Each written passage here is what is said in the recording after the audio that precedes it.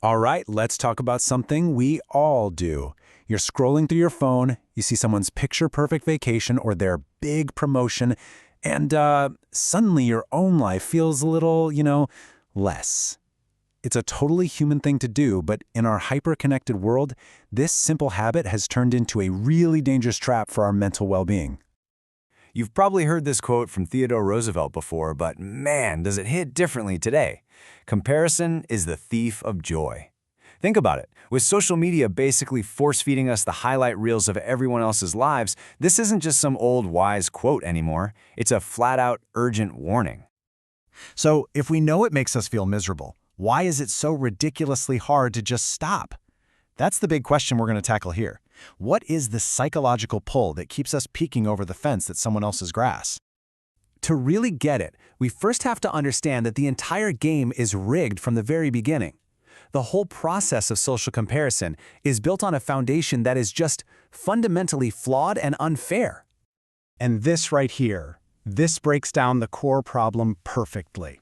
We take our insides, our complete, messy, 360-degree reality, the one filled with anxiety and self-doubt and failures, and we hold it up against someone else's carefully polished outsides.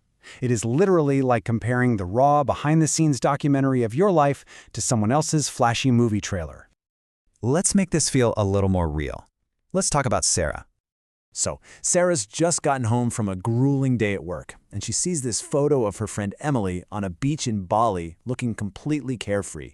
And boom, right away, that feeling of I'm not doing enough hits her. But what she can't see is the hidden reality. The weeks of intense planning, the super strict budgeting, the argument Emily had right before that perfect photo was snapped, or the job stress she's dealing with back home.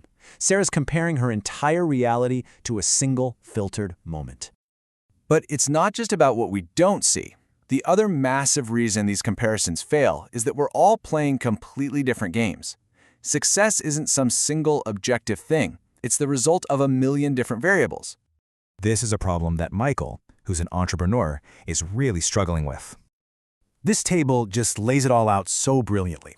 Michael is beating himself up because his bootstrap business isn't growing as fast as his friend David's. But just look at this. David started with seed money, an Ivy League degree, and a powerful network already in place. Michael started with student loans and had to build everything from the ground up. They weren't even on the same racetrack, let alone starting from the same line. So we've established the comparisons are unfair, but the consequences? Oh, they are very, very real. This isn't just a harmless little habit. It takes a seriously disturbing toll on our mental health. It kicks off this vicious, downward spiral. Constantly comparing yourself just chips away at your self-worth, making you feel less than.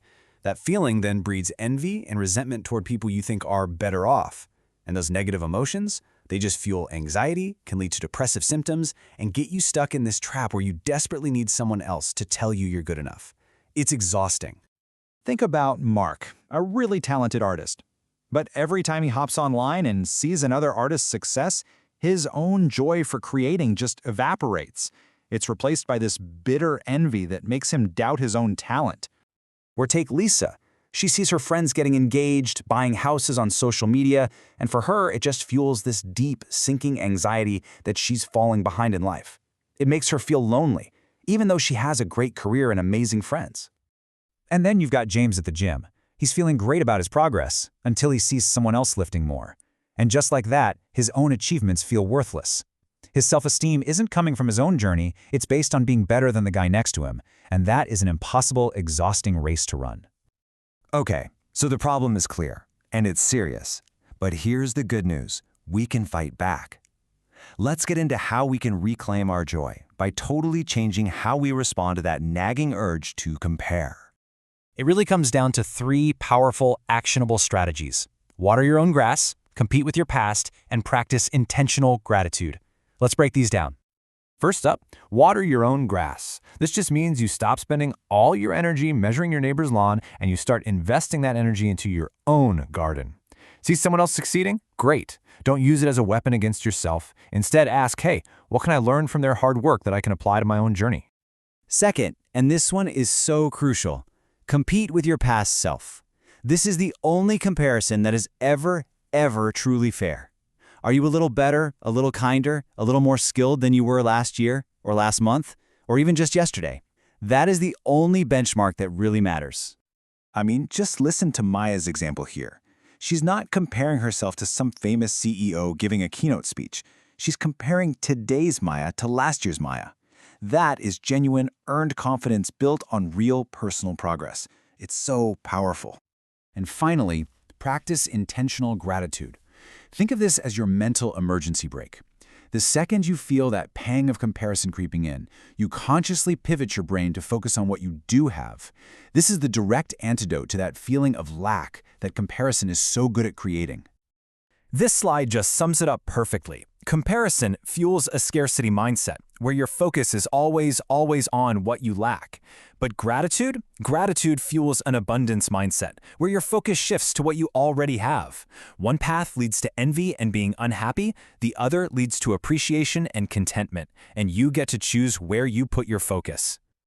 You know, in a world that is basically begging you to look sideways at what everyone else is doing, the most radical act of self-care you can perform is to just look inward at your own growth and look forward down your own path. Because when you strip away all the noise, all the social media feeds, all the external pressures, you realize that in the end, there is truly only one person you are ever in a race against. So I'll just leave you with this question to think about. Who is your only real competition? The answer is the person you were yesterday. And that is the only race that's truly worth winning.